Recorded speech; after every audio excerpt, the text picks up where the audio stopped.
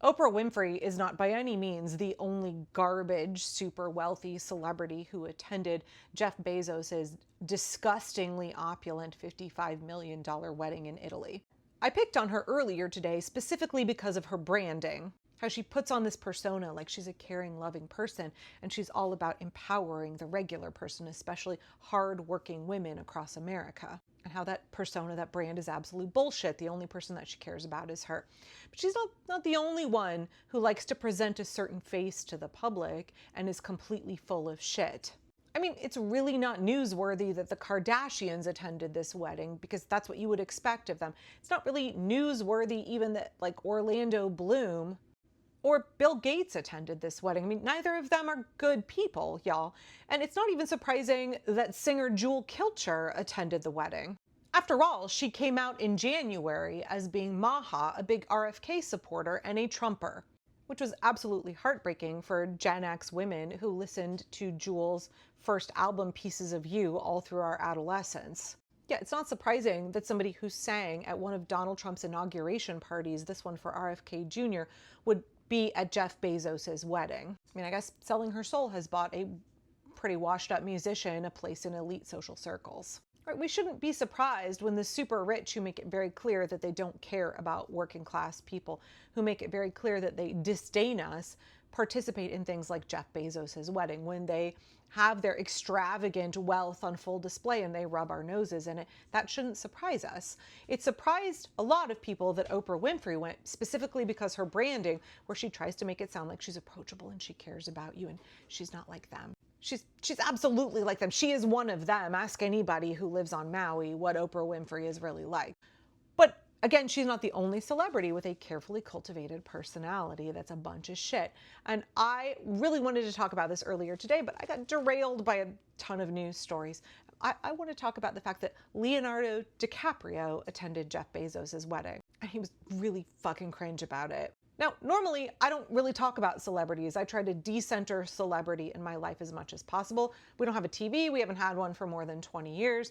I am really pretty careful about how much I let celebrity gossip have any space in my brain. I block celebrity gossip accounts on social media. But sometimes that content comes across my feed, and it was almost impossible to avoid coverage of Jeff Bezos' wedding. And as somebody who talks a lot about redistribution of wealth and how we should have, a wealth cap in this country, I do think it's important to discuss the ways that the super rich are exploiting all of us. And while they live in the lap of luxury, we are all suffering, and how that doesn't have to be. That is something that they have foisted upon us, and there is no reason that we have to have this system and this structure, and we have to have the few at the top living in luxury while the rest of us are struggling day to day to day. There's more than enough to go around in this country. After all, I'm a permaculture person, so the third ethic of permaculture is fair share. It was originally called set limits to consumption. So, of course, I'm going to be somebody who talks about the super wealthy with a hefty dose of criticism and talks about whether we should allow people to hoard that quantity of resources and live in that kind of obscene luxury while 47 million Americans experience food insecurity. We could fund universal health care for everybody. We could end poverty and homelessness in this country if we just taxed the rich their fair share. Okay, sorry to get on my permaculture high horsey rant there. Let's talk about Leonardo DiCaprio because, I'm a pretty diehard environmentalist, and Leo likes to present to the world that he is as well. And isn't it weird that somebody who has cultivated this image of I'm such a super environmentalist, right? He produced a documentary called Before the Flood, which was about climate change. He did that movie called The Beach, which first of all, it sucked real bad, but also they caused a tremendous amount of environmental damage on the island where they filmed. And yet at the same time, Leo was acting like he was a big conservationist environmentalist and he cared about sensitive ecosystems. And then, of course, in January of this year, Leonardo was criticized for taking a private jet to escape the fires in LA. He and his girlfriend took a private jet to Mexico.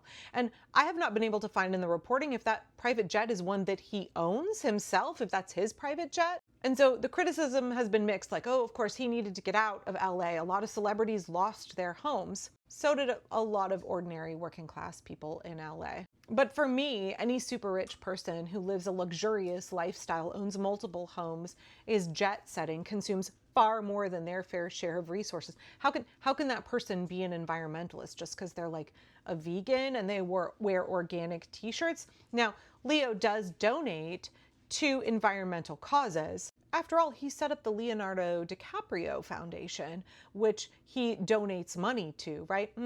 Real handy to be a super rich person, create a foundation in your own name, and use that as a way to make charitable contributions and lower your tax burden. Okay. So you might say, okay, well, Angela, that's not fair. He's really giving and he gives a bunch to charity.